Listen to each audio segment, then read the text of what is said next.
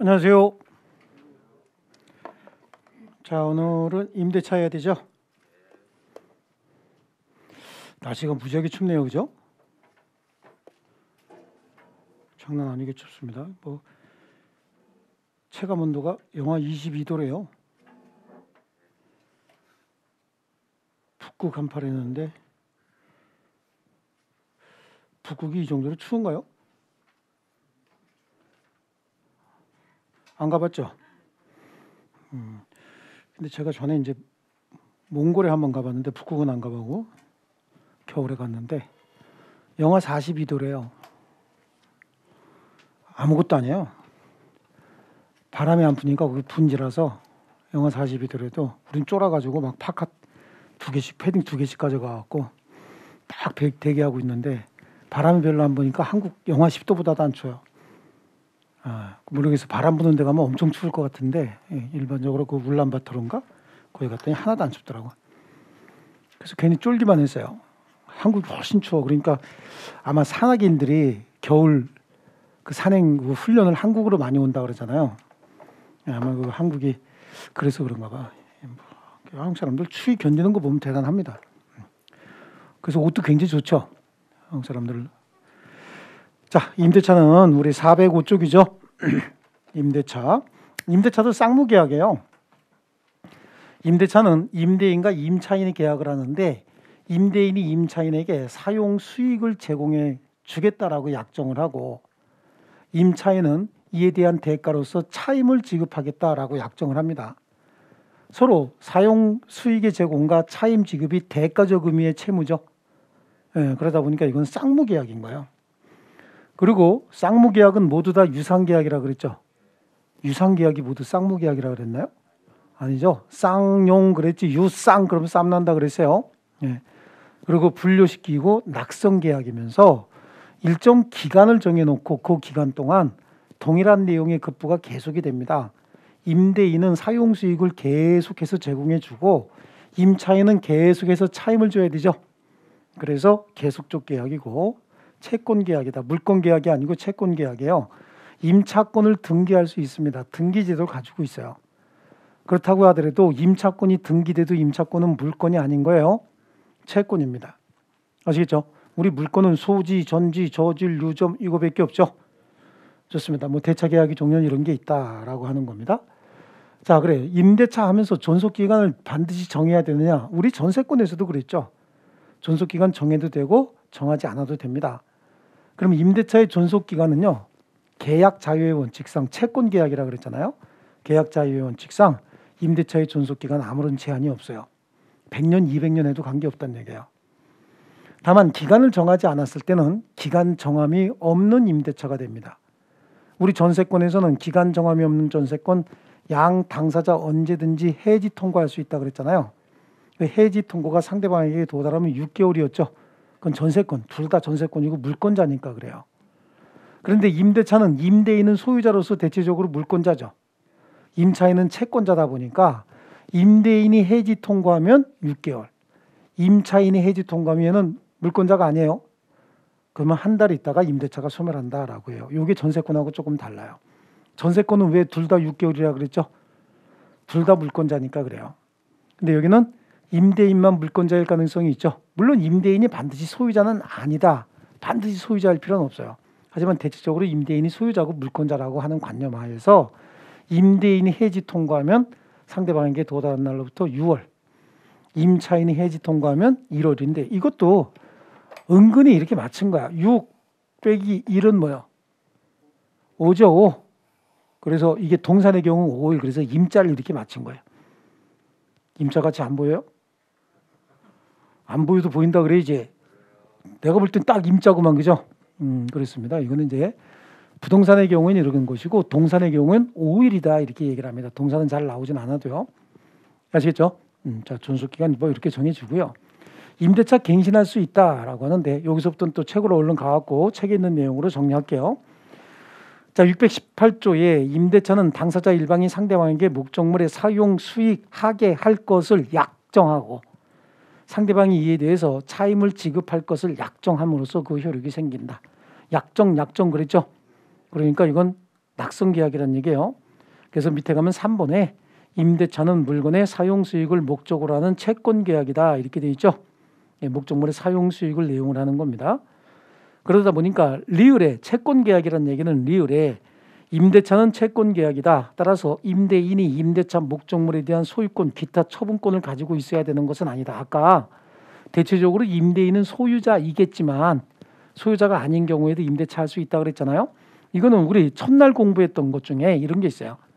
타인의 물건에 대한 임대차, 타인 물건에 대한 매매 전부 다 유효라고 했죠. 그렇죠? 그러니까 타인 물건도 임대차 할 수 있습니다. 예. 자, 그다음에요. 그래서 타인 소유물에 대한 임대차, 그래서 밑에 판례가 타인 소유 부동산을 임대한 것이 임대차 계약의 해지 사유는 될 수 없고, 이거는 이제 뒤에 우리 취소에서 공부했던 내용이에요.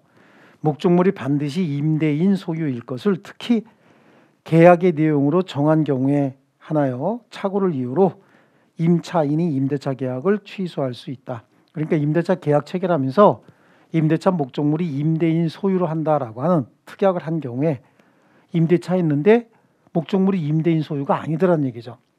그때는 특약에 의한 특약을 착오했다라고 해서 착오에 의한 의사표시로 취소할 수 있을지 모르겠지만 임대차 목적물이 임대인 소유가 아니라고 해서 계약을 해제할 만한 사유는 아니란 얘기야. 채무불이행이 아니란 얘기예요.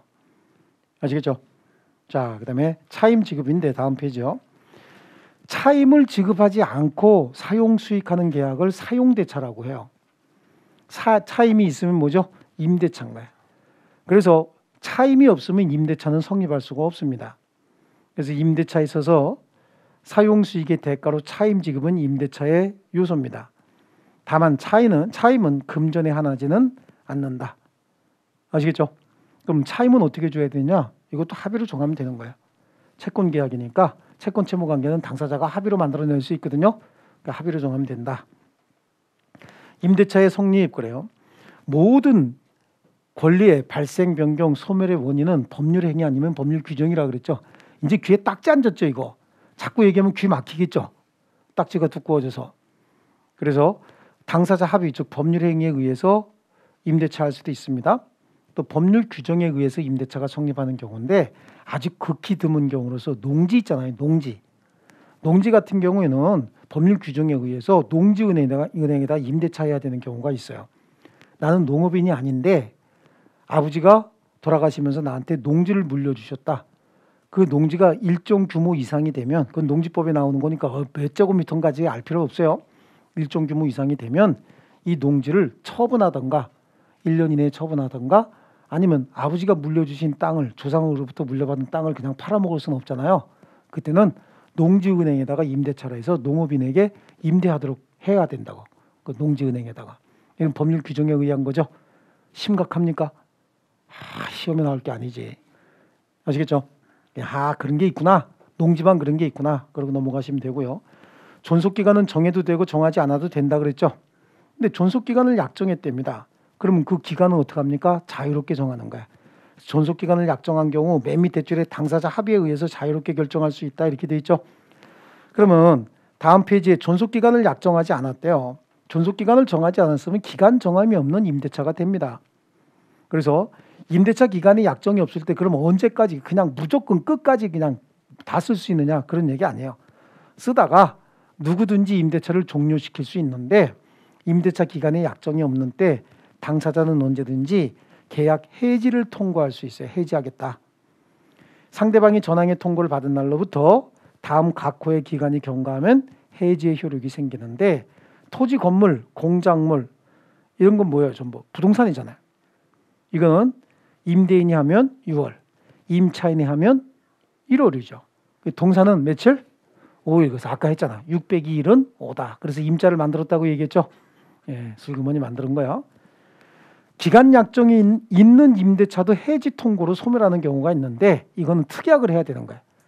기간은 10년으로 하되 쌍방 필요에 의해서 해지하겠다고 통고하면 그 해지 통고로서 임대차는 종료된다라고 하면 그때도 임대인이 통고하면 6월, 임차인이 통고하면 1월 이렇게 정할 수 있다는 얘기야. 이건 특약으로 정하는 거예요.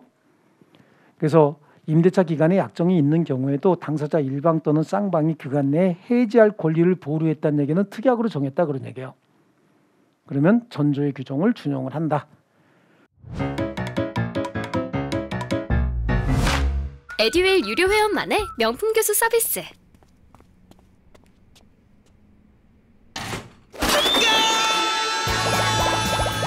합격이 쉬워지는 명품 교수님 혜택. 오직 에듀윌 유료 회원에게만. 에듀윌. 자, 거기는 설명 더 보실 필요는 없습니다. 그 다음에 존속기간의 갱신이에요. 임대차 기간이 만료가 되면 갱신해야 될 거 아니겠어요? 갱신은 합의에 의한 갱신도 있고 합의가 없으면 또 법률 규정에 의해서 갱신되는 경우도 있습니다. 그걸 법정갱신이라고 해요. 합의에 의한 갱신은 약정갱신이죠. 합의에 의해서 갱신할 때는 이것도 기간은 영구무한으로 할 수 있습니다. 그래서 그 기간도 제한이 없어요. 이것도 채권계약 아닙니까? 제한이 없어요. 근데 법정갱신은 뭐냐? 이거 좀 특이한데 임대차가 끝났어요. 그런데 임차인이 계속해서 사용수익하고 있어요. 임대차가 이미 끝났는데. 그럼 임대인이 야 끝났는데 나가야지. 그러고 나가라고 얘기해 줘야 되죠. 나 임대차 끝낼 테니까 너 나가라. 딴 사람에게 임대할 테니까. 라고 해야 되는데 임대인도 아무 얘기 안 하고 있어요. 임대인이 상당한 기간 동안 지나가면서 잘 쓰고 있구나. 꾸덕꾸덕꾸덕 그러고 임차인도 그냥 만나면 꾸덕꾸덕꾸덕 그리고 커피 한잔 하실래요? 이러면서 지나다니고 있다고. 그러면 그 행위 자체가 전임대차와 동일한 조건, 기간 정함이 없는 임대차로 갱신된 것으로 본다. 앞에서 기간 정함이 없는 임대차 소멸시키는 방법 말씀드렸죠? 그래요. 그럼 기간 정함이 없는 임대차로 갱신된 것으로 본다. 그리고 끝났으면 좋겠는데 복잡한 게 하나 생겨. 그러면 요 임대차에 보증금이 제공됐을 수도 있고 임대차를 담보하기 위해서 담보가 제공됐을 수도 있잖아요. 보증금은 건들지 않아요. 보증금 특유의 효력이 있기 때문에. 근데 담보 중에서 제3자가 제공한 담보 있죠. 언제 임대차가 법정갱신됐을 때 제3자가 제공한 담보만 소멸해요. 임차인이 임대차 담보를 제공하기 위해서 보증금 대신 제공한 담보까지 이건 임차인이 제공했잖아요. 이건 소멸하면 안 되죠. 임대차가 유지가 되고 있으니까. 보증금은 보증금 특유의 효력이 있기 때문에 소멸하지 않고 이건 별도의 계약에 의해서 성립한 거거든요. 그래서 특유의 효력이 있기 때문에 소멸하지 않고 딱 하나 누구요? 제3자가 제공한 담보만 소멸하게 된다. 아시겠죠? 그래서 거기 계약에 의한 갱신을 약정갱신이라고 얘기했잖아요. 그러면 거기 밑에 줄에 갱신이 필요한 경우에 존속기간은 당사자가 임의로 정할 수 있다죠. 제한이 있어요? 없어요? 없다라고 하는 거하고요. 묵시의 갱신을 법정갱신, 법률 규정에 의한 갱신이라고 하는데 639조에 임대차 기간이 만료한 후 임차인이 임차물의 사용 수익을 계속하고 있고 임대인이 상당한 기간 내에 이의를 제기하지 않고 그냥 고개만 끄덕끄덕하고 지나다닌대요. 그럼 전 임대차와 동일한 조건으로 다시 임대차한 것으로 보고 그러나 당사자는 635조 규정에 의해서 해지 통고할 수 있다는 얘기는 임대인이 해지 통고, 임차인이 해지 통고, 600이 1은 5다 그거 있죠? 그거 그대로 적용하게 되는 거고 전항의 경우 즉 임대차가 묵시적으로 갱신된 경우 그 얘기잖아요. 전 임대차에 대하여 제3자가 제공한 담보 여기서 제3자가 제공한 담보만 가로쳐 놓으세요. 담보는 기간 만료로 인하여 소멸한다. 아시겠죠? 좋습니다. 자, 그 다음에요. 밑에 그럼 추가적으로 봐야 될 거는요. 동그라미 3번에 있는 디귿 있잖아요. 디귿에 보면 임대차가 법정갱신된 경우에도 기존의 임대차를 담보하기 위하여 제3자가 제공한 보증금 등은 또 제3자가 제공한 보증금뿐만 아니라 임차인이 제공한 담보 있죠. 또 임차인이 제공한 보증금도 있을 거 아니에요. 이런 것들은 소멸하지 않아. 임차인이 제공한 건 소멸할 필요가 없지. 제3자가 제공한 것만 보면 되는데 제3자가 제공한 뭐만? 담보만 소멸하고 보증금은 소멸하지 않는다. 이렇게 말씀드렸죠. 예. 자, 그 다음에 단기 임대차의 존속기간인데 단기 임대차는 처분 능력, 처분 권한 없는 자가 할 수 있는 임대차인데 처분 능력, 처분 권한 없는 자는 우리 임대차 목적물은 반드시 임대인 소유일 필요는 없다 그랬잖아요.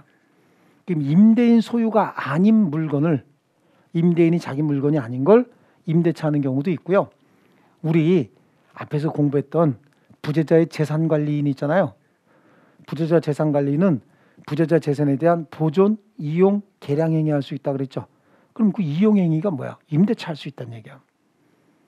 또 민법 제118조에 정한 대리인 그러면 부재자의 재산관리인하고 똑같거든요. 그 대리인이 처분 능력 없는 자, 그 권한의 범위가 분명치 않은 대리인은 보존, 이용, 계량행위만 할 수 있지 처분행위 할 수 없다 그랬잖아요. 이런 사람들이야. 이런 사람들이 처분 능력 없는 임대인인데, 다시 한번 처분 능력 없는 임대인은 남의 물건 임대차 하는 사람 있죠. 이 사람 처분 능력 없는 임대인이고, 또 부재자의 재산관리인이 부재자 재산 임대하는 경우 이 사람도 처분 능력 없잖아요. 그다음에 민법 제118조에 정한 대리인, 얘도 보존, 이용, 계량 행위만 해야지 처분 행위 할 수 없잖아요. 그 이용 행위 중에서 임대차 할 수 있거든요. 그러니까 결국은 남의 물건 임대차 하니까 기간을 영구부환으로 해줄 수는 없다는 얘기예요. 그래서 이렇게 처분 능력 권한 없는 자가 할 수 있는 단기 임대차인데, 이런 자들은 다음 각호의 기간을 넘지 못한다라고 해서 식목, 체험, 석조, 석회조, 연화조, 기타 이와 유사한 건축을 목적으로 하는 토지 임대차는 몇 년이요? 10년. 근데 토지 임대차에서 토지 우에다가 수목이나 견고한 건물 목적으로 토지 임대차 한다는 얘기예요. 그럼 그거는 10년. 기타 토지 임대차는 몇 년? 5년. 그러니까 토지 임대차를 둘로 나눴네, 그죠? 견고한 건물이나 수목 소유를 목적으로 하는 토지 임대차는 좀 길어야 되잖아. 그러니까 이건 10년. 목조 건물이나 기타 시설물 설치를 목적으로 한 간이 시설물 같은 거 설치를 목적으로 한 토지 임대차 몇 년? 이건 길지 않아도 되죠. 5년이지. 그다음에 건물, 기타 공작물, 토지가 아닌 건물이나 기타 공작물은 몇 년이요? 3년이야. 얘네들은 조심스럽죠. 남의 물건 임대차 하잖아. 잘못 임대차 하면 욕 먹어 안 먹어? 욕을 얼마나 많이 먹겠어요. 그래서 그거 합치면 몇 년이야? 거봐. 합치면 몇 년인지 욕이 바로 나오죠. 나와 안 나와요? 합치면. 그래서 그렇게 정한 거야. 이게 특별한 이유가 없어요. 뭐 건물을 왜 3년으로 했을까? 특별한 이유 없습니다. 아시겠죠? 예, 동사는 왜 6개월이에요? 동사는 이렇게 쓰잖아. 그러니까 6개월이죠. 하여튼 갖다 붙이는 거 보면, 그러니까 옛날에 사법시험 공부할 때는 과목이 얼마나 많고 암기할 게 얼마나 많겠어요. 그러니까 하여튼 어떤 틈이라도 비집고 들어가서 하여튼 암기라도 되게 하는 거야. 예. 자, 좋습니다. 뭐 그 정도 되고요. 임대차의 효력입니다. 임대차의 효력은 결국은 임대차를 했다는 얘기는 임대인은 사용수익 제공해 주기로 하고 임차인은 차임 지급하기로 약정을 한 거 아닙니까? 그러면 임대인은 임차인에게 사용수익을 제공해 줄 의무가 있죠. 그럼 임차인은 임대인에게 차임을 지급할 의무가 있잖아요. 그럼 임대인의 의무는 임차인의 권리가 되는 거고, 임차인의 의무는 임대인의 권리가 되는 거 아니겠어요? 그럼 결국은 임대인의 의무는 임차인의 권리. 그런데 우리 시험에는 임차인의 권리 위주로 나온다고. 왜 그러냐면 우리가 임대인의 권리 위주로 나온다. 그럼 임차인의 의무 위주로. 그럼 약한 사람의 의무를 자꾸만 파헤치는 것 같잖아요. 그죠? 그러다 보니까 주로 임차인 권리 위주로 나오는데, 임차인 권리 위주로 시험에 내면 임차인 편 들어주는 거예요. 괜히 그러는 거예요. 그냥 괜히. 여러분은 임차인 편이 될 거야? 임대인 편이 될 거야? 임대인 편이 돼야지. 임차인 편 되면 2달에 한 번씩 쫓겨나. 소장 나갔다가. 입주자 대표회의 구성원은 대부분 다 누구요? 소유자예요. 소유자. 그죠? 소유자가 임대인이요? 임차인이요? 임대인이지. 임차인 편이나 실실 들고 그러면 아우 저분 정의감 있는 소장님이셔. 근데 2달을 못 버티셔. 이렇게 된다고. 그리고 한 서너 번 그러면 이제 안 써. 아무 데서도. 그죠? 아, 친구로 둘 때도 누구 둘 거야? 임차인 친구할 거야? 임대인 친구할 거야? 둘 중에 하나 선택하려면. 그러면서 뭐 임차인 편 드는 척하고 있어요. 그러니까 그냥 위선의 사회야. 위선의 사회. 그죠? 겉으로는 임차인을 보호해야 된다. 그러면서 나는 임대인 되고 싶은 거야. 그럼 어떻게 돼? 나 보호해야 돼? 임차인 보호해야 돼? 나 보호해야지. 그러니까 요거만 갖고 그러는 거지. 사실은. 그렇지 않습니까? 나도 마찬가지고 여러분도 마찬가지지. 소장님 되시려면 임대인 편 들어야 돼요. 소유자 편 들어야 돼. 하지만 시험은 임차인 권리 위주로 나오니까 임차인 권리 위주로 공부하는 겁니다. 그래서 임대인의 의무 볼게요. 임대인은 임대차 계약 체결했는데 임대차 계약을 뭐라고 체결했어? 사용수익 제공해 주겠다고 체결했죠.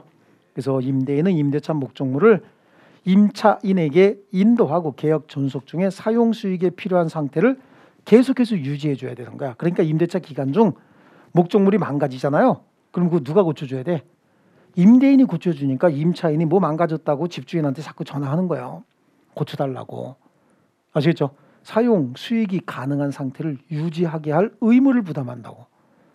기간 내내. 아시겠죠? 그 목적물이 망가진 게 임차인의 과실로 망가졌다 하더라도 임대인이 사용 수익할 수 있도록 고쳐줘야 된다고. 임차인의 과실로. 근데 임차인이 그렇게 되면 그 책임 있는 사유로 목적물이 망가지면 선관주의 의무, 즉 임차인의 의무를 위반했기 때문에 임대인은 임대차 계약 해지해버리고 쫓아내버릴 수 있어요. 그리고 보증금으로 손해배상에 충당해버릴 수 있거든요. 그러니까 임차인 입장에서는 임대인이 알면 좋아 안 좋아? 안 좋으니까 몰래 고치는 거지. 원래 법적으로 따지면 임대인이 계속해서 사용 가능한 상태 유지해 줘야 된다고. 원칙은 그런 거예요. 목적물 인도 의무가 있고 방해 제거 의무란 얘기는 자, 제가 이 물건을 여러분에게 임대차에 갖고 여러분에게 넘겨줘야 되거든. 근데 딴 분이 저 가지고 있다고. 그럼 책임감 없이 저거 받아 가지세요 이렇게 할 게 아니라 내가 뺏어다가 사용 수익이 가능하게 이렇게 넘겨줘야 된다고. 이거는 처음에 임대차 하면서 목적물 넘겨주는 것뿐만 아니라 임대차 계속 중에도 누군가가 임차인의 사용 수익을 방해하잖아요. 그럼 임대인이 가서 계속해야 된다고. 그 기간 동안에 뺏어다가 갖다 줘야 된다고. 이해하셨어요? 방해 제거 의무예요. 그래서 임대차 전 기간 동안 제3자가 임차인이 점유하는 임차 목적물 침해 등 사용 수익을 방해하는 경우에 그 1번만 줄쳐놓을게요. 임대인은 임차인을 위해서 방해를 제거할 의무가 있다. 아시겠죠? 자, 그 다음에요. 수선 의무. 물론 임차인도 목적물 점유하고 있다가 사용 수익을 방해받으면 점유권에 기해서 반환 청구권 같은 거 행사할 수 있거든요. 그렇다 하더라도 임대인의 의무가 면해지는 건 아니란 말이에요. 임대차 기간 전 기간 동안. 자, 그 다음에 수선 의무죠.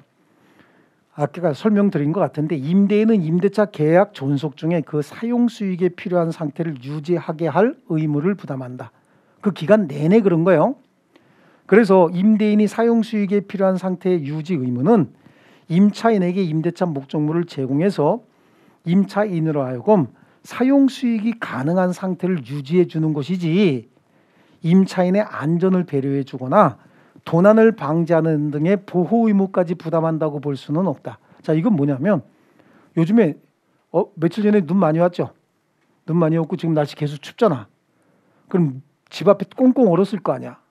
그 눈 누가 치워야 되는 거야? 임대인이 치워줘야 돼? 임차인이 치워줘야 돼? 임차인이 스스로 치워줘야지. 임차인의 안전까지 보호해줘야 되니까 아들들아 가자. 눈 치우러 가자. 이것까지는 아니란 얘기예요. 아시겠죠? 이거는 일시 사용을 위한 임대차는 달라요. 통상의 임대차, 일시 사용을 위한 임대차는 HOTEL이죠. 어렵죠, 조금. 영어 나와서. HOTEL 같은 경우에는 이런 일시 사용을 위한 임대차라 그래서 그때는 임대인이 임차인의 안전을 보호하고 도난 등을 방지하게 할 의무가 있어요. 신의칙상의 의무가 있는데 통상의 임대차는 그런 거 없습니다. 안전, 도난 방지는 임차인이 스스로 해야 되는 거예요. 아시겠죠? 그래서 도난을 방지하는 등의 보호 의무까지 부담한다고 볼 수는 없는 거고, 그 다음에 3번하고 4번에 같은 경우는 이미 설명이 된 거니까 주름 치지 말고 천재지변 불가항력으로 목적물이 파손된 경우에도 임대인이 수선해야 되겠죠. 나가서 임차인의 책임 있는 사유로 목적물이 파손된 경우에도 임대인이 수선 의무를 부담해야 되는데 이거는 임차인이 불리하니까 조용히 고친다고 얘기했어요. 그 다음에 수선 의무 면제 특약 할 수 있습니다. 수선 의무 면제 특약은 이게 옛날부터 이 수선 의무 면제 특약을 관습적으로 해왔단 말이죠. 어떻게 관습적으로 해왔냐면 임대인 아주머니가 임차인 세댁한테 뭐라고 얘기해? 임대차 계약 체결하면서 웬만한 건 좀 집이가 고치우 그러죠. 그럼 임차인 세댁도 아무것도 모르고 네 그런다고. 그게 수선 의무 면제 특약이라고. 아시겠죠? 그런데 조금 아까 제가 뭐라 그랬어요? 웬만한 건 집이가 고치우 그랬죠. 그러니까 웬만한 소규모 수선만 임차인이 부담하는 거지 대규모 수선은 웬만한 거 아니죠. 이런 거는 여전히 임대인이 고쳐줘야 된다는 얘기예요. 이게 이제 우리 생활 속에 있었던 여러 가지 거래 형태 있잖아요. 이런 것들을 법으로 나오고 이런 것들이 분쟁이 생기면 판례로 정해지는 거거든. 그래서 거기 면제특약, 수선 의무 면제특약, 그래서 옆에 가능할 이렇게 써놓고요. 그리고 동그라미 2번으로 가면요. 수선 의무 면제특약에 의해서 임대인이 수선 의무를 면하는 것은 소규모 수선의 하나고 대규모 수선은 이에 포함되지 않고 여전히 임대인이 부담한다죠. 왜 그런다 그랬어? 웬만한 건 집이가 고치고 그래서 웬만한 것만 임차인이 임대인의 수선 의무 면제 특약을 한 경우에도 웬만한 것만 임차인이 하는 거지 대규모 금액 많이 들어가는 거 이런 것들은 임대인이 여전히 해야 되는 거예요. 아시겠죠? 자, 그다음에요. 양쪽 가로 3번에 임대인의 수선 의무 불이행에 대하여 그럼 임대인이 수선 의무를 이행하지 않았대요. 면책 특약도 없었는데 그럼 임대인의 채무 불이행이잖아. 그렇죠? 그러면 임차인은 차임의 감액 청구 그다음에 사용수익 제공 안 해줬잖아. 그러니까 차임 지급을 거절할 수도 있고 채무 불이행이니까 계약 해지 및 손해배상도 청구할 수 있는 거야. 이해하셨죠? 자, 그다음에 임차인의 권리 한번 보시죠. 임차인의 권리는 그럼 결국은 임대인의 의무는 임차인의 권리 아닙니까? 그러니까 임차인의 권리는 가장 중요한 게 임차권이지. 계약의 내용대로 또는 목적물 성질대로 정해진 용법에 따라서 사용 수익이 가능한 상태로 제공해 주시오 라고 요구할 수 있는 권리가 있어야 되죠. 그걸 임차권이라고 얘기합니다. 그러면 사용 수익의 범위도 금방 설명드린 거야. 동그라미 1번 줄 칠게요. 임대차 계약 또는 목적물 성질에 의해서 정해진 용법으로 사용 수익 해야 된다고. 단독주택 같은 건 뭘로 써야 되죠? 주거용으로 써야지. 그렇죠? 단독주택을 무언가 하면서 놀아서 아시죠? 무언가 하면서 놀아서 이런 걸로 쓰면 돼, 안 돼? 안 돼. 이건 용법 위반이란 말이에요. 이건 전세권에서도 봤죠? 좋습니다. 저는 정보가 곧 합격이라고 생각해요. 기출문제 특강이나 모의고사 자료집을 주시는 것도 좋았고 그중에서 제일 좋았던 건 교수님의 쪽집게 정보였어요. 약간 합격을 위한 종합 패키지 선물을 받는 그런 느낌? 애들 유료 회원 꼭 추천합니다. 그래서 사용수익은 계약에 정한 내용대로 사용수익 해야 되는데 임대차 계약은 임차인이 내가 쓰겠습니다라고 했던 거 아니에요? 그렇기 때문에 동그라미 2번에 임차인은 임대인 동의 없이 그 권리를 양도하거나 임차물을 전대해서는 안 된다는 얘기야. 아시겠죠? 동의 없이 할 수 없다는 얘기야. 아시겠죠? 근데 동의 없이 했으면 임대인의 동의 없이 했으면 자 갑이 임대인이고 을이 임차인이라고. 근데 을이 병에게 임차 목적물을 양도하거나 전대했단 말이죠. 이 계약은 누구하고 한 거야? 을 병이 한 거지. 그런데 이 계약의 내용은 을이 직접 쓰겠다고는 하는 계약이었잖아. 그리고 갑의 입장에서 봤을 때는 사용수익 제공 의무가 누구한테 사용수익 제공해 주면 되는 거죠? 을한테 사용수익 제공해 줘야 되는데 결론적으로 얘가 사용수익하고 있으면 얘한테 사용수익 제공해 주는 일이 생기죠. 그러니까 얘는 갑하고 계약한 사람이 아니야. 아니죠. 그러니까 갑은 뭐라는 거지? 임대차 계약 해지해 버릴 수도 있다고. 요거. 이거 자체는 임대인 동의를 받아서 해야 되는데 임대인 동의 없이 했어도 이게 무효는 아니잖아. 타인의 물건 임대차 할 수 있다 그랬죠? 그러니까 이거는 무효는 아니에요. 무효는 아닌데 임대인이 임대차 계약을 해지해 버리면 이 전대차는 당연히 종료할 수밖에 없는 거예요. 소멸할 수밖에 없는 겁니다. 아시겠죠? 이 전대차는 임대차에 부종해야 돼. 이게 유효해야만 이것도 유효가 될 수 있는 거고 이게 6개월 남았대. 그럼 이것도 6개월 미만으로 해야 되는 거라고. 이게 보증금이 3억짜리랍니다. 그럼 이것도 3억 미만으로 해야 되는 거죠. 3억 이하로. 아시겠죠? 자, 그래서 임의로 양도하거나 전대하지 못하고 만약에 임의로 양도하거나 전대하면 즉 양도계약 전대하면 임대인은 요거 위반했다고 해서 요걸 해지해 버리는 거예요. 이거는 임대인이 해지할 수 있어요, 없어요? 왜 못하지? 이건 계약의 당사자가 아니잖아요, 임대인이. 그렇지 않습니까? 자, 그 다음에 비용상한 청구권. 이 비용상한 청구권은 왜 생기냐면 조금 아까 우리 했을 때 임대인이 사용수익이 가능한 상태로 제공해 줘야 되잖아요. 사용수익 하다가 망가졌대요. 망가지면 사용수익이 가능한 상태로 제공해 줄 의무가 누구에게 있어요? 임대인. 그러니까 유지수선은 임대인이 해야 되잖아. 근데 임대인한테 비가 새요라고 전화했다는 거야. 임차인이 비가 샌대. 그럼 비가 새요라고 임대인한테 임차인이 전화하죠. 그럼 임대인이 우산 받쳐 쓰고 이러고 뛰어옵니까? 비가 샌다고 그러면서 안 뛰어오죠. 그럼 임대인이 뭐라 그럴까요, 여러분? 임차인으로 살아봤으면 알지. 나처럼 임차인으로 오래 산 사람은 다 알지. 임대인이 뭐라 그래? 그게 왜 새? 딱 들으니까 기억나죠? 아니 그게 갑자기 왜 새? 갑자기 뭘 왜 새겠어? 기간 됐으니까 새겠지. 결국은 뛰어오겠다는 거야? 안 뛰어오겠다는 거야? 안 뛰어오겠다는 거지. 그럼 누가 답답해? 임차인이 답답하거든. 그럼 자기 비용으로 수리하게 돼 있어요. 원래 누가 비용 지출해야 되는 건데 임대인이 지출해야 되는 건데 급하니까 임차인이 먼저 지출하잖아요. 그럼 그거 누구한테 달라 그래야 돼? 임대인에게 달라 그래야 되기 때문에 비용 상환 청구권이 있단 말이죠. 이해하셨죠? 그래서 임차인이 임차물 보존에 관한 필요비를 지출한 때는 임대인에게 그 상환을 청구할 수 있다. 그런데 임차인이 유익비를 지출한 경우에 임대인은 임대차 종료 시 가액의 증가가 현존한 경우에 하나요? 임차인이 지출한 금액이나 증가액을 상환해야 된다.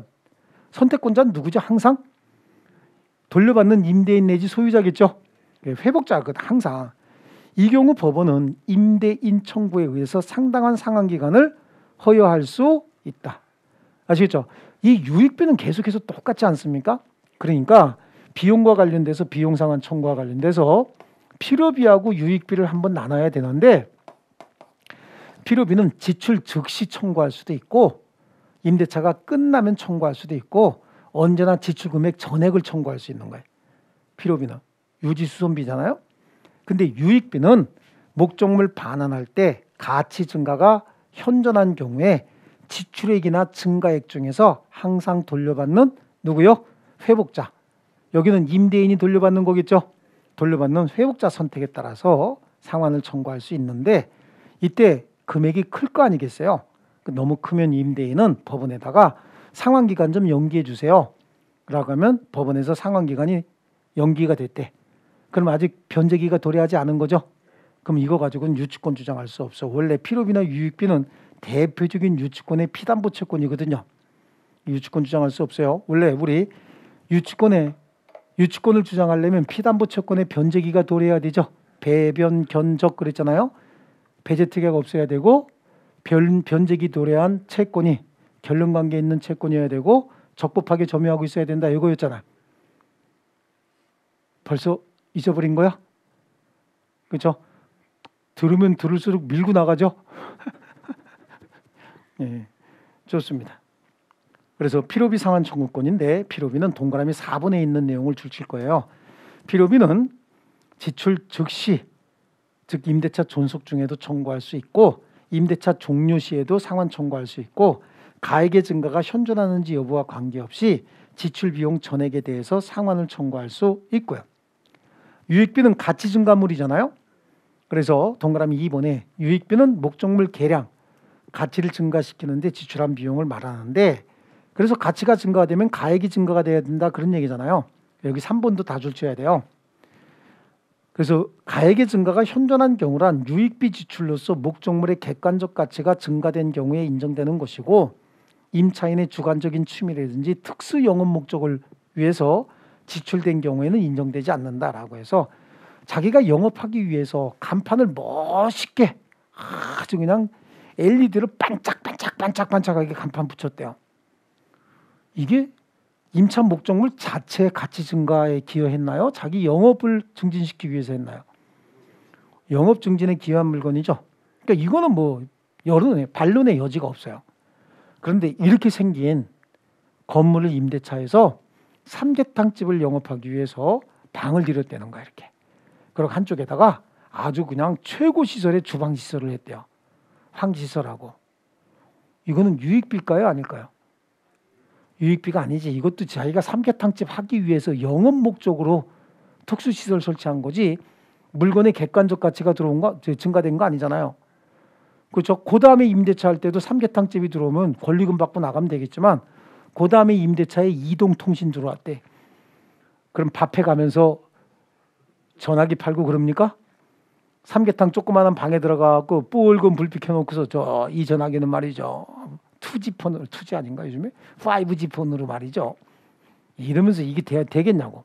이런 것들은 유익비라고 볼 수가 없는 거예요. 다음 페이지 보면요. 판례가 1번이 그게 있어요.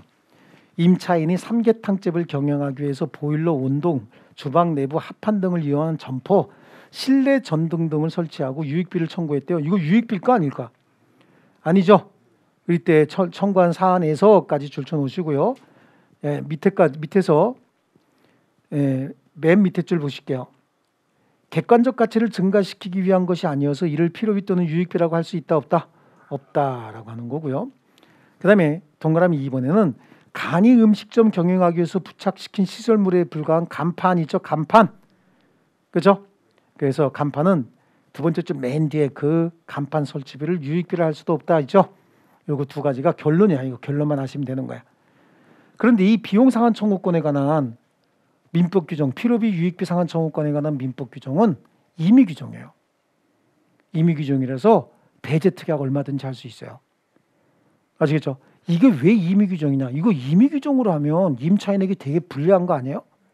근데 채권 계약은 다 거의 다 임의 규정인데 임대차에만 강행 규정이 몇 개가 있어요. 임대차에서 경제적 약자인 임차인을 보호하기 위한 규정이 있죠. 요거만 강행 규정이 몇 개 있거든요. 그리고 나머지는 다 임의 규정이에요. 다 임의 규정인데 요 필요비나 유익비 상한 청구권의 포기 특약은 이거 임차인에게 되게 불리하잖아. 그런데도 이걸 임의 규정으로 하고 있어요. 왜 임의 규정으로 하냐면 과거부터 관습적으로 그렇게 해왔다니까. 조금 아까처럼 제가 말씀드린 것처럼 웬만한 건 집이가 고치요 이런 거 한다 그랬죠. 그러면 아무것도 모르는 임차인 세대겠네 하는 순간 필요비 상한 청구권의 포기 특약이 있는 걸로 보는 거고, 또 유익비 상한 청구권의 포기 특약은 그냥 옛날부터 관습적으로 임대차가 종료되면 임차인은 자기 비용으로 목적물을 원상 복구하여 임대인에게 반환한다 이런 거 있잖아요. 이런 거 갖다 붙여놓으면 거기는 유익비 상한 청구권을 포기하되 있는 시설물 그대로 임대인에게 반환하겠다라고 하는 특약으로 보기는 거야. 왜냐하면 유익비 시설물 갖다 붙였대. 시설물 갖다 붙인 게 부합물이 됐을 때는 유익비죠. 부속물일 때는 부속물 매수 청구권으로 가야 되잖아. 이거 우리 전세권에서 공부한 거거든. 여기에 우리 전세권에서 똑같은 거 공부했어요. 갑이 임대인이고 을이 임차인이라고 해봐요. 갖다 붙인 물건이 있다고. 갖다 붙인 물건은 을이 갖다 붙였다고. 하지만 이게 독립성이 있느냐 없느냐에 따라서 독립성이 있는 물건은 뭐라고 불렀어요? 부속물이라고 불렀죠. 그럼 이 부속물은 누구께 되냐면 갖다 붙인 을 소유물이 되는 거야. 그런데 독립성이 없는 물건은 이 물건의 일부가 됐다는 얘기잖아. 그럼 이걸 뭐라고 불러요? 부합물이라고 얘기를 한다고. 그럼 이 부합물은 이 물건의 일부가 됐으니까 이 물건의 소유자는 갑이잖아. 그러니까 이건 갑소유가 된다고. 그럼 이거는 뭘로 해결해야 돼? 나갈 때 유익비 상한 청구권으로 해결하고, 이거는 부속물 어떻게 해요? 매수 청구권으로 해결하면 된다고. 이 전세권에서 본 거거든요, 이거. 그렇죠? 예. 자, 이래요. 그런데 만약에 원상복구 반환한다. 자기 비용으로 원상복구 반환한다. 그럼 이거 띄어가는 건 아무것도 아니잖아요. 독립된 물건이니까. 이거 떼내야 되죠. 이거 떼내고 나면 여기 흠집 생기고 그럼 돈이 더 들잖아. 그러니까 이런 특약은 여기 붙인 부합물이 비록 비용이 많이 들어간 것이다 하더라도 원상회복 의무를 면하는 대신 그대로 돌려주고 유익비도 상환 청구하지 않기로 하는 특약으로 봤던 거예요. 옛날부터 이게 어떤 의미가 있는지도 모르고 그냥 민간에서 해왔던 특약이기 때문에 이 규정은 임의 규정으로 한다고. 당사자가 자유롭게 해왔던 특약이기 때문에. 아시겠죠? 그래요. 그래서 626조는 임의 규정이다라고 해서 비용 상환 면제 특약도 가능하다. 그러니까 상환 청구하지 않겠다 그런 특약이죠. 특약은 유효하다. 그러고 행사기간, 그럼 비용 상환 청구권은 617조에 보니까 계약 또는 목적물 성질에 위반한 사용 수익으로 인한 손해배상 청구와 요건 그건 필요 없고요. 그다음에 차주, 임차인이 지출한 비용의 상환 청구는 대주가, 이거 사용대차에 있는 거 끌고 온 거거든. 준용 규정이기 때문에 이 대주 임대인이 목적물 반환받은 날로부터 몇 개월 이내에 6개월 이내에 한다라고 하는 거예요. 아시겠죠? 그러면 비용상환 청구는 누구에게 해야 되느냐라고 하는데요. 상대방은 임차인이 비용상환 청구권은 한번 생각해 보세요. 비가 새요. 그럼 누가 띄워와야 되는 거였어요, 원래? 임대인 갑이 띄워야 되죠. 그러니까 비용 지출 당시 요거 7월 1일 날 비가 새서 7월 1일 날 고쳤다고. 그럼 7월 1일 날 돈 누가 내야 되는 거야? 7월 1일 당시 소유자지. 7월 1일 당시 임대인 아닙니까? 중간에 소유자가 바뀌었대요. 그리고 임대인의 지위를 승계했네 어쩌네 그래도 얘는 7월 1일 당시의 소유자야 아니야? 아니죠. 얘가 이미 지출했어야 되는 비용이잖아요. 그죠? 지출하지 않고 있다가 얘한테 원칙적으로 청구할 수는 없는 거예요. 자, 그래서 임차인의 비용상환 청구권은 비용 지출 당시 임대인이죠. 그리고 비용상환 청구권은 채권이잖아. 채권이기 때문에 임차물의 소유권이 양도된 경우에 그것도 다 줄칠 건데 임차물의 소유권을 취득한 자가 임대인의 지위를 승계했대. 그럼 임대인으로서 권리 의무 다 승계하겠다 그런 얘기죠. 이런 특별한 정황이 있으면 그래 네가 임대인 지위 승계했으니까 네가 갚아라라고 할 수 있겠지만 원칙적으로 그런 특별 승계가 없으면 새로운 소유자에게는 비용상환 청구권은 행사할 수 없다. 아시겠죠? 자, 밑에 이제 유익비 상환 청구권의 포기 한번 볼게요. 임대차 계약에서 임차인은 임대인 승인 하에 목적물을 개축 또는 변조할 수 있으나 부동산 반환기일 전에 임차인의 부담으로 원상복구하기로 한다라고 정해놨다는 거예요. 그럼 이 특약은 뭐라 그랬어요 아까? 임차인이 임차 목적물에 지출한 각종 유익비 상환 청구권을 포기하기로 한 특약이라고 했죠. 됐습니까? 네, 그래요. 그래서 이런 포기 특약으로 보겠다라고 하는 겁니다. 이해되셨죠? 자, 그 다음에 20일에 보시면 임차인의 유익비 상환 청구권 나오고 있죠. 이게 뭐냐면 왜 이게 나오냐면 시험은 주로 임차인의 권리 위주로 나온다 그랬잖아요. 그렇죠? 그러니까 유익비 상환 청구권 임차인의 권리 아닙니까? 그래서 임차인은 임대차가 종료되기 전에는 유익비 상환 청구할 수 없죠. 임대차 종료 시 가치 증가가 현존하고 있어야 돼요. 또 임대인은 임차인 선택에 따라 지출한 금액이나 가치 증가액을 상환합니까? 항상 선택권자는 누구라 그랬어요? 돌려받는 사람이라고 얘기했죠. 회복자라고 이해하시면 돼요. 거기 틀렸네. 그리고 행사 기간은 6개월이라 그랬죠. 또 임대인에게 비용 상환 요구하지 않기로 했대요. 그럼 상환 청구할 수 없어요. 그다음에 임대인이 유익비를 상환하지 않으면 임차인은 특별한 사정이 없는 한 임대차 종료, 임차 목적물 반환을 거절할 수 있다. 뭘 주장할 수 있다고? 유치권 주장할 수 있다. 자, 그다음에 건물 임차인의 부속물 매수 청구권이다라고 얘기해요. 자,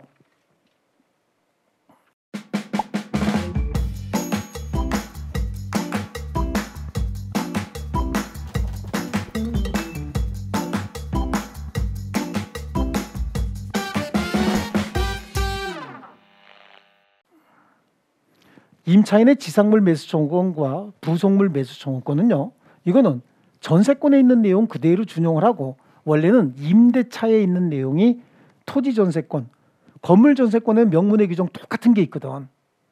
그러니까 토지 전세권에 지상물 매수 청구권 규정 있죠. 이거는 토지 전세권에도 그대로 준용한다. 뭐 그 정도만 하시면 되는데 임대차가 기간 만료로 소멸을 했대요. 종료가 됐대. 그래. 그런데 지상물이 현존하고 있다는 거야. 이건 어디에 있는 거냐면 지상권에 있는 내용을 그대로 끌고 온 거야. 지상권에 있는 내용 그대로 끌고 와가지고 토지 임대차에 그대로 준용하는 거예요. 그럼 지상권 대신 임차물이라고 하면 되죠. 그래서 임대차가 기간 만료로 소멸했고 그 지상에 임차 지상에 지상물이 현존하고 있고 임차인의 갱신 청구를 임대인이 거절했다. 이렇게 바꿔놓으면 되는 거예요. 그대로 끌고 와가지고. 아시겠죠? 그 다음에 임대차 전세권에도 전세권이 기간 만료로 소멸했어요. 건물. 그렇죠? 요거는 전세권에 있는 내용 그대로 전세권 기간 만료로 소멸했고 그 목적물 중에 갖다 붙인 물건이 설정자로부터 매수했거나 설정자의 동의를 받고 설치된 부속물 있죠? 이게 객관적 가치를 증진시키고 있으면 매수 청구권 행사할 수 있는데 그건 어디에 끌고 왔다고요? 건물 임대차에 그대로 끌고 왔다는 얘기야. 그러니까 지상권에 있는 내용은 토지 임대차에, 그다음에 전세권 건물에 있는 내용은 건물 임대차에 그대로 끌고 왔다라고 하는 거야. 그대로 적용했던 얘기예요. 여기는 똑같이 임차인의 채무 불이행을 이유로 임대차 해지 시에는 매수 청구권 인정할 수 없다죠. 기간 만료로 소멸했을 때만이야. 기간 만료로. 이거 왜 그러냐면 기간 만료로 소멸했다는 얘기는 오랜 기간 동안 썼다는 얘기인데, 만약에 임차인의 채무 불이행 2기 이상의 차임을 연체하게 되면 임대인이 임대차 해지해버리면 소멸하거든요. 그럼 2달만 차임 안 줬대. 건물 새로 짓고 2달 만에 임대인 네가 살아. 그럼 건설업자들이 그런 일 할 거 아니냐고. 지었다 2달 연체, 임대인 네가 살아. 2달에 한 번씩 팔아먹을 수 있고 딱. 그죠? 그래서 임차인의 채무 불이행, 기타 의무 불이행을 이유로 임대차가 해지됐을 때는 매수 청구권 행사할 수 없는 거예요. 이해되셨죠? 자, 그러면 건물 임차인의 부속물 매수 청구권 똑같아요. 건물이 임대차가 됐대요. 근데 임차인이 갖다 붙인 물건이 있다는가, 임차인이 의리 증축했어요. 이 물건이 독립성이 있으면 부속물이고 독립성이 없으면 부합물이 된다 그랬죠. 그러니까 이거는 누가 소유가 되는가? 임대인 소유가 되고 이거는 임차인 소유가 되는 거잖아. 그러니까 지금 아까 유익비는 여기서 했죠. 그래요. 그래서 부속물 매수 청구권 강행 규정입니다. 임대인 동의를 받고 부속시켰거나 임대인으로부터 매수한 것만 해당하고, 이건 매매 계약이 성립하잖아. 그러니까 유치권 성립해야 하네요. 안 한다라고 하는 겁니다. 아시겠죠? 그래서 거기 건물 기타 공작물의 임차인이 그랬어요. 건물 기타 공작물 그 사용 편익을 위해서 임대인의 동의를 얻어 이에 부속한 물건이 있으면 임대차 종료 시 임대인에게 부속물 매수를 청구할 수 있어요. 임대인으로부터 매수한 부속물도 전환과 같다. 아시겠죠? 이건 전세권에서도 똑같고, 양쪽 가로 2번 밑으로 가면 부속물 매수 청구권은 형성권이에요. 임차인의 일방적 의사표시에 의해서 임대인과 임차인 사이의 부속물에 대한 매매 계약이 바로 성립하게 되는 거고, 이건 강행 규정이에요. 다음 페이지 보시면 강행 규정이라고 나오죠. 강행 규정. 그런데 모든 임대차에 적용하는 것이 아니라 두 번째 줄 일시 사용을 위한 임대차에는 적용할 수가 없다. 한번 생각해 보세요. 일시 사용을 위한 임대차, 그럼 HOTEL인데 HOTEL이나 MOTEL 들어갔으면 씻고 얼른 자고 다음에 일하러 가야지. 밤새 뭘 붙이고 앉았대. 그 뭐 갖다 붙이고 이렇게 하면은 잘못하면 주인한테 손해배상 청구 들어오지. 당신이 사시오. 그럼 직업을 그걸로 가져야지. 그렇지 않을까요? 그래서 거기에는 적용하지 않는다라고 얘기를 합니다.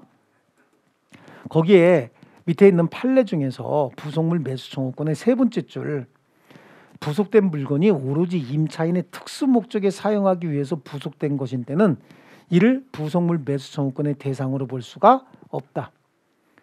아시겠죠? 또 이게 유익비하고 접근이 비슷해. 임대차에서는요. 또 동그라미 2번에 건물 임차인이 자기의 비용을 들여 증축한 부분을 임대인 소유로 귀속시키기로 약정을 했대요. 이러한 약정은 임차인이 원상회복 의무를 면하는 대신 투입 비용의 변상이나 권리 주장을 포기하는 내용이 포함된 것으로 특별한 사정이 없는 한 유효입니다. 이렇게 그 약정이 부속물 매수 청구권을 포기하는 약정으로서 강행 규정에 반하여 무효라고 볼 수도 없고, 왜냐하면 이게 임차인에게 별로 불리하지 않다는 얘기예요. 아시겠죠? 그래서 증축 부분의 원상회복이 불가능하다고 해서 유익비 상환을 청구할 수도 없다. 그러니까 결국은 아까 제가 말씀드린 것처럼 갖다 붙인 물건이 부속물인 경우에도 내가 뛰어가느니 임대인 동의를 받거나 임대인으로부터 매수한 부속물만 매수 청구할 수 있는 거잖아.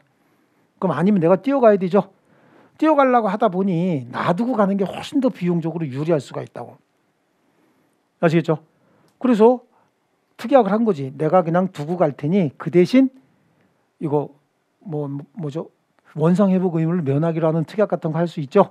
이러면 이건 임차인에게 불리하다고 볼 수가 없어요. 아시겠죠? 그러니까 이거는 유효로 보는 거야. 아까도 얘기했죠. 그다음에 토지 임차인의 갱신 청구권과 지상물 매수 청구권인데 그거 옆에다 써놓을게요. 토지 전세권에도 준용 이렇게요. 토지 전세권에는 아무런 규정이 없거든요. 근데 원래 전세권이 어디서 온 거야? 임대차에서 온 거죠. 그래서 거기에도 그대로 준용하겠다고 합니다. 자, 임차인의 지상물 매수 청구권 행사하려면 이거는 우리 지상권에 있던 내용하고 완벽하게 똑같아요. 지상권은 토지에 대한 사용권 아닙니까? 여기도 토지 임대차가 지상물 소유를 목적으로 토지를 임대차했고 그 임대차가 기간이 만료됐는데 지상물이 현존하고 있다는 거예요. 그럼 임대차 갱신 청구 먼저 해야 되죠. 여기에 대해서 얘가 응했대. 그러면 임대차 갱신하면 되는 거고 응하지 않았다는 얘기는 거절했다는 얘기잖아요. 거절하게 되면 그때 지상물 매수 청구권 바로 행사하는 거예요. 형성권이에요. 매수 청구 당시 시가상당액으로 매매계약이 바로 성립하게 되죠. 예. 그런데 여기는 하나가 더 있어요. 지상권에는 기간 정함이 없는 지상권이 없거든.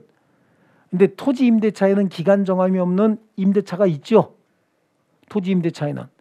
그러다 보니까 토지 임대차는 기간 정함이 없는 경우에 임대인이 해지 통과하면 6개월 있다 소멸하잖아.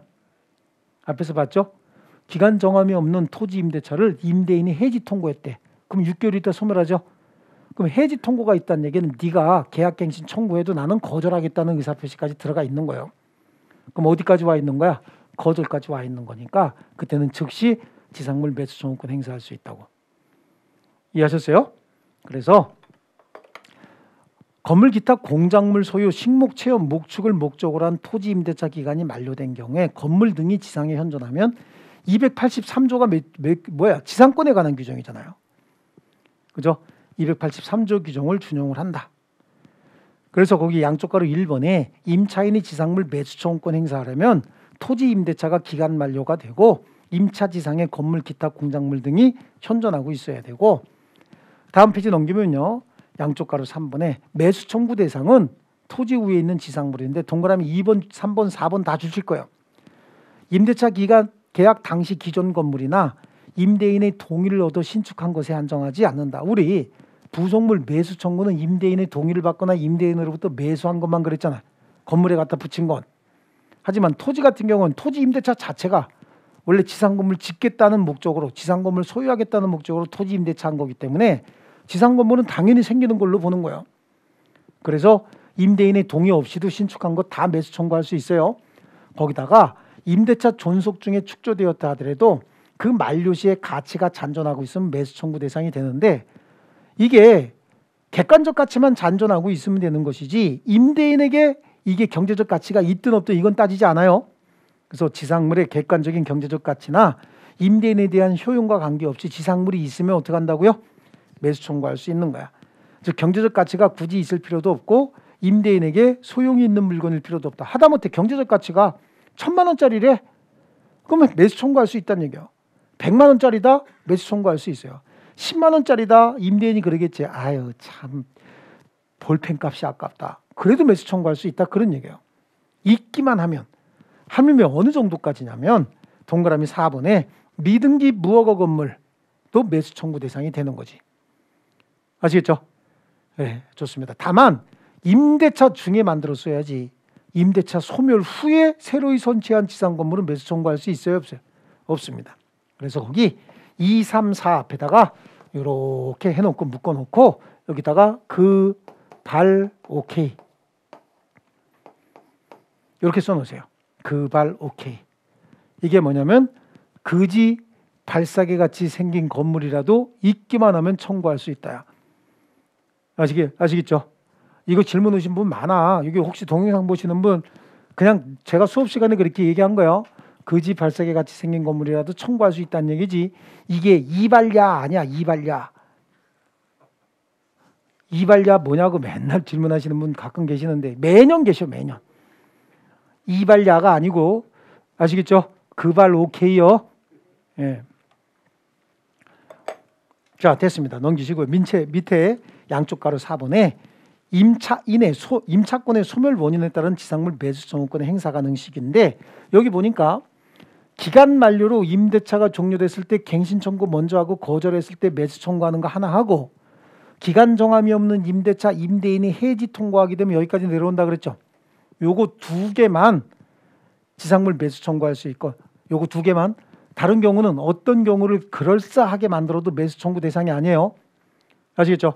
그러면 임대차 해지 통고로 인한 임대차의 소멸이다. 그럼 이건 기간 정함이 없는 임대차잖아. 해지 통고면 그러니까 이 경우엔 두 번째 줄 계약 갱신 청구 없이 맨 밑에 맨 뒤에 계약 갱신 청구 없이 지상물 바로 매수 청구 행사할 수 있다 줄치고 임차인의 채무 불이행을 이유로 임대차가 해지된 경우에도 두 번째 줄 맨 뒤쪽으로 매수 청구권 행사할 수 없죠. 그 다음에 다음 페이지 보시면 합의에 의해서 임대차가 소멸했대요. 이거 매수 청구 대상일까 아닐까? 제가 아까 이거 두 개만 매수 청구할 수 있다고 그랬죠. 합의에 의해서 임대차를 종료시킬 때는 합의로 다 정해야 되는 거예요. 이해되셨죠? 그래서 청구권은 그럼 누구에게 행사하느냐? 임차권 소멸 당시 임대인이야. 아까 비용 상환 청구권은 비용 지출 당시 임대인이었죠. 요거는 임대차가 끝날 때 발생하는 거잖아. 이해되셨어요? 그래서 임대차 소멸 당시 임대인에게 행사하는 것인데, 이 매수 청구권 행사하게 되면 매매 계약이 바로 성립한다 그랬죠. 거기까지만 그냥 됐어요. 더 이상 안 보셔도 관계없고, 20회 기출 문제 보면은 21회는 뭐가 나왔어요? 유익비 상환 청구권이 나왔잖아. 20회는 비용 부속물 매수 청구권이 나왔다고. 그래서 일시 사용을 위한 임대차 부속물 매수 청구권 행사할 수 있을까요? 없죠. 임대차 계약이 임차인의 채무 불이행을 이유로 해지가 됐대. 그럼 매수 청구권 인정할 수가 없죠.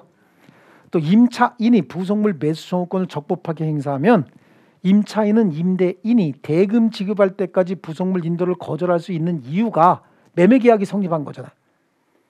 그죠? 그다음에 오로지 임차인의 특수 목적에 사용하기 위해서 부속된 물건은 매수 청구권 대상이 아니죠. 건물 임차인이 자신의 비용으로 증축한 부분을 임대인 소유로 귀속시키기로 약정했대요.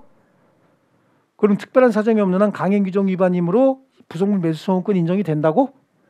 안 된다 그랬죠? 예. 자, 그러면 임차인의 의무는 뭐가 있느냐? 임차인의 의무 중에서 가장 중요한 게 뭡니까? 차임 지급이죠. 차임 지급 의무인데, 자, 여기서부터는 좀 쉬었다 할게요.